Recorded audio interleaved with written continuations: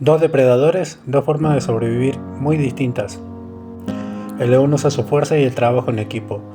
Puede derribar presas enormes, el búfalo capre e incluso jirafas.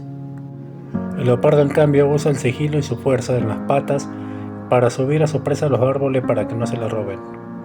El leopardo es cazado por su piel y por el conflicto por el ganado.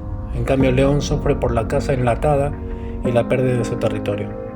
Proteger a ambos no es una opción, es una responsabilidad de todos. ¿Te gustó el contenido? Da me gusta, comparte y sígueme.